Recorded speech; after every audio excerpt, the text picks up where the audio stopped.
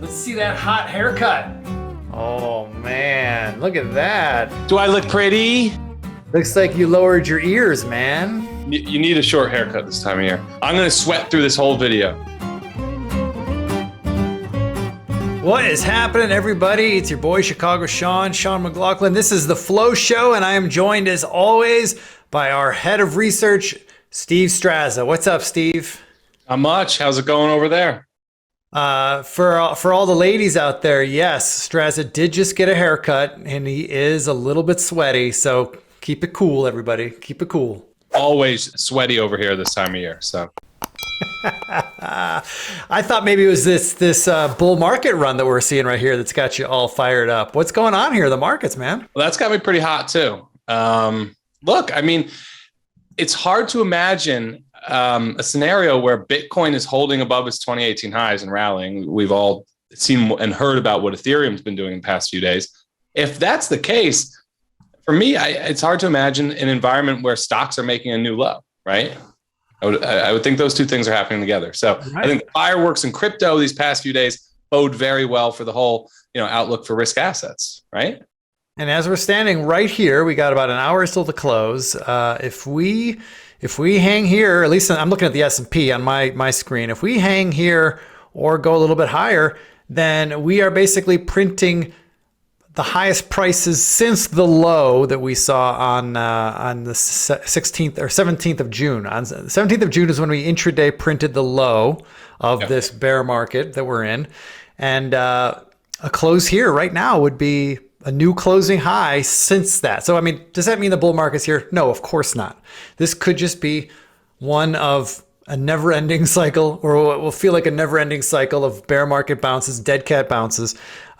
We've seen more vicious bounces than this. So we're not sitting here saying that the bull market's here. We're just kind of kidding. But it is noticeable. I mean, this move we're having today, the S&P's up something like 2%, I think. So not nothing. Yeah. And then, like you said, like to caveat that, bear market rallies are designed to fool market participants into thinking that the bottom is in. Yep. So they're going to come hard and fast. They're going to feel really good, but they're designed to trick you. So, it's, am I wrong? I can make a joke here. I'm going to let it lie. Well, whatever it was went right over my head. All right, look, this is the Flow Show. We're supposed to be digging into the unusual options activity. So Strazza, why don't you pull up that chart there, the unusual options activity. Let's talk about anything that stands out here from that report. So we joke a lot internally about how bad Credit Suisse is. It's like one of the worst stocks that you'll find. Straight line lower on absolute and relative basis for over 10 years now since the financial crisis. So European financials in general are pretty bad. We had some bearish flow this week for a change, and it was in Deutsche Bank. What do you think? Deutsche Bank. Bearish flow in Deutsche Bank. Well, I mean, are people, that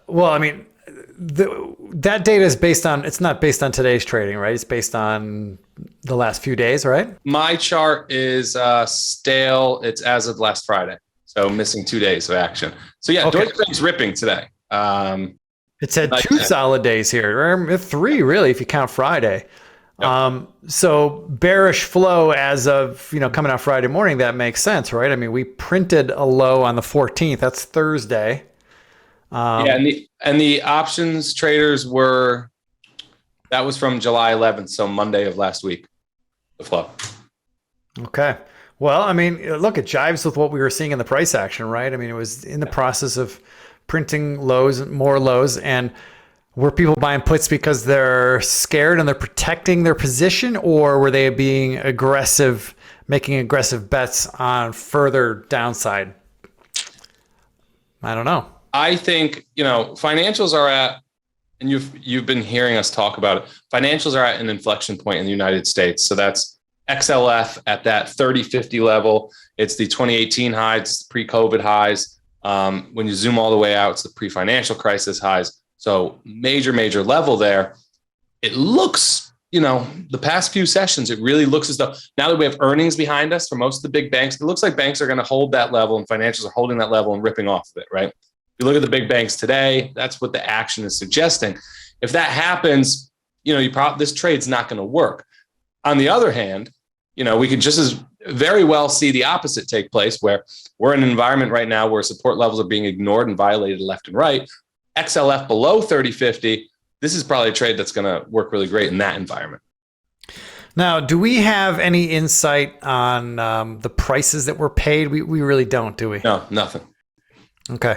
Well, okay, here's the thing. The puts that were purchased were July 22nd. Mm-hmm. Okay, so they expire in 3 days. Earnings is not scheduled, according to my data here, not scheduled until July 27th. So this was not an earnings bet. Right.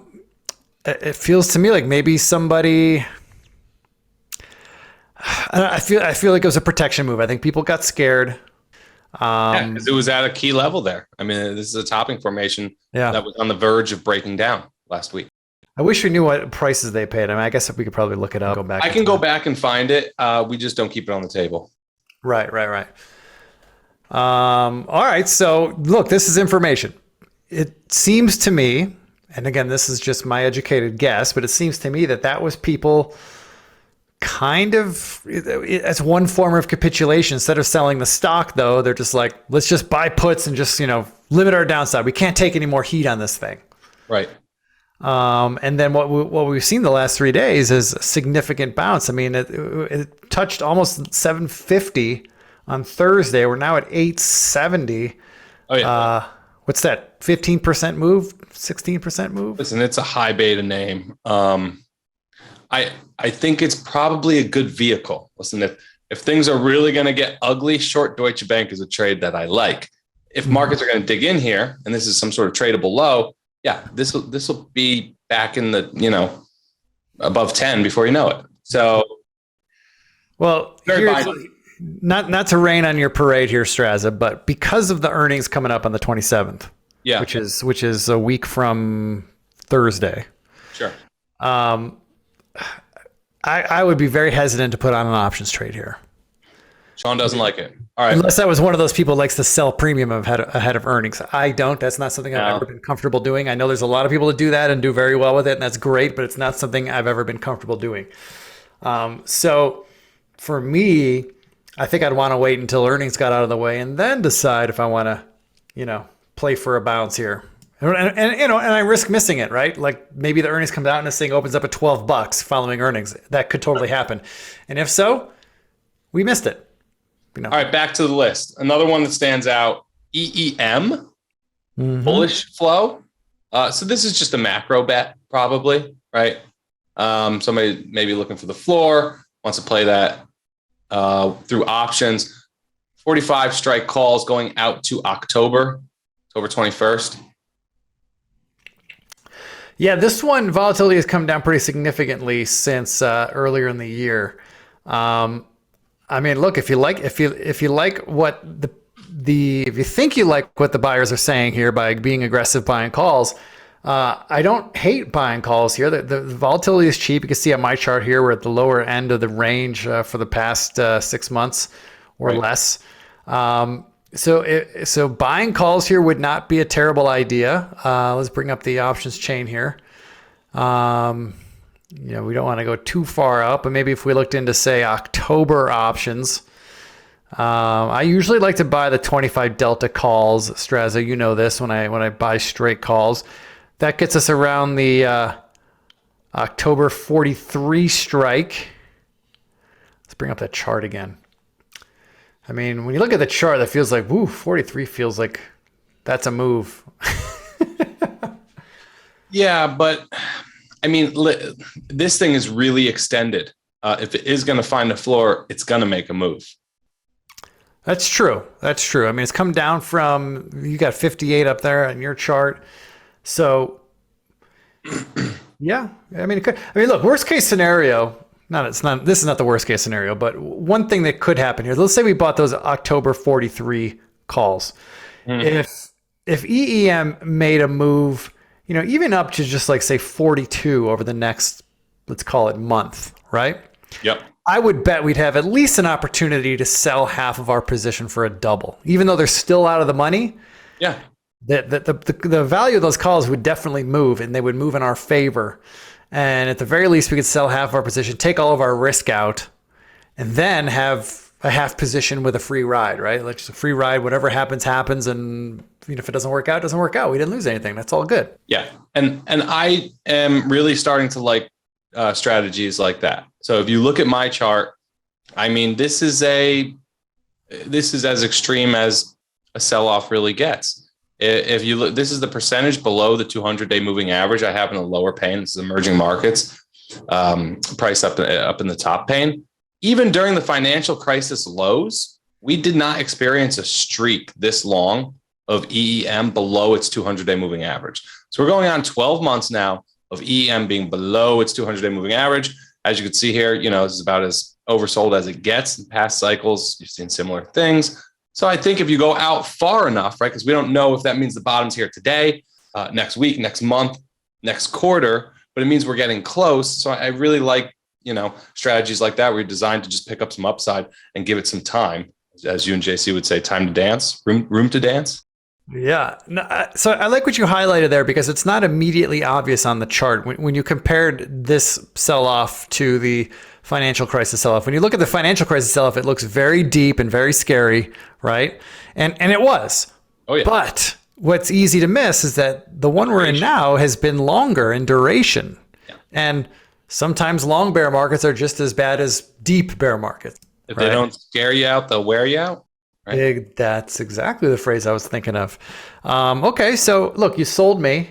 I like it.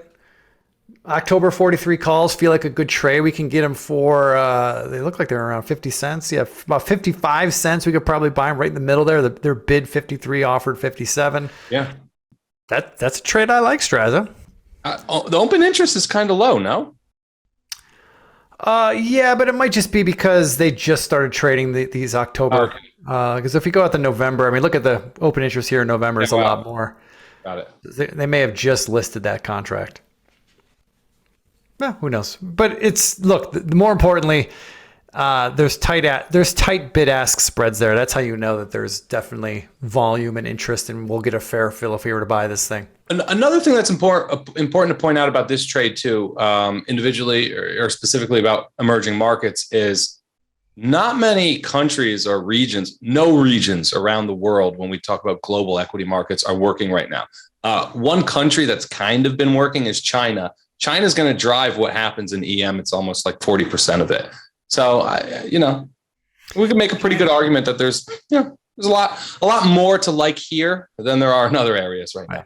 China is to the EEM ETF like Apple is to S&P. 100%. Totally. Right. Okay. Maybe more. All right. Were there any other names that stood out for you, or you want to? It's tough. Our laurels with this one. I like this one.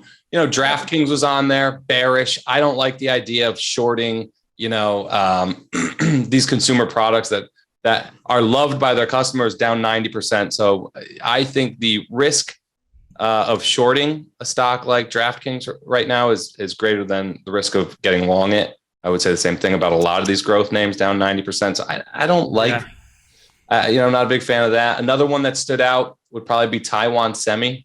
That's a huge name, industry bellwether, TSM. Oh, TSM, that's what it is, TSM. Okay. Yeah, I mean, I just had one quick comment on the DraftKings real quick, just going back to that for a sec. You and I aren't fundamental guys, and we don't trade off fundamentals, but it's nice to be aware of them from time to time. And as you said about how DraftKings is one of those companies that's loved by its customers. Yeah. So if nothing else, that kind of supports it somewhat. But then also, look, we got the NFL season about to start in about, I can't even believe it, but it's like 4 weeks away, 5 weeks away. DraftKings is going to be on people's mind, right? They're going to be seeing it all the time.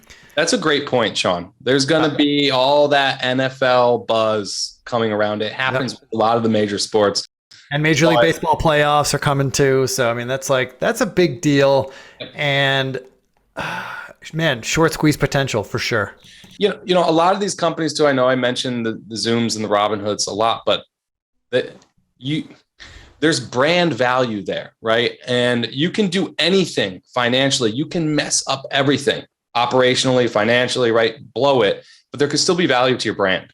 So some of these companies that are down as much as they are, I look at them, I say, that brand is worth something. And DraftKings is one that I would totally throw into that category. Yeah. So if anything, we're bullish on DraftKings, but that flies in the face of the options flow we're seeing. So another no play. But I think the takeaway today is the EEM trade. That makes a lot of sense. It's got the headwinds going in its favor. I shouldn't call them headwinds. It's got Catalyst. Yeah, it's got the catalyst going in its favor. It's oversold by a lot of measures, and we can define our risk very easily because we could buy calls for affordable price, 50 cents. We could buy them out to October. Gives us a lot of time. And if this thing gets any kind of move going whatsoever, we'll have a pretty good shot of at least taking our original risk capital out of the trade and having a free ride on the rest. So I like it, Strazza. That's the trade today. I like it too. I mean, what if this is some sort of bottom, right? Why not pick up a little bit of options exposure? Like you said, you pick it up on the cheap with something like this. Why not? No, why not? All right, buddy. Good work today. Strazza, as always, with the great ideas. I didn't sweat too much either. Did you notice? I'm impressed. I thought I'd see it just dripping right off. No, not bad today. All right, folks, we'll be back next week with another Flow Show. Thanks for hanging out, Strazza. Thanks for all of you watching, and we'll see you again next week. Take care, everybody.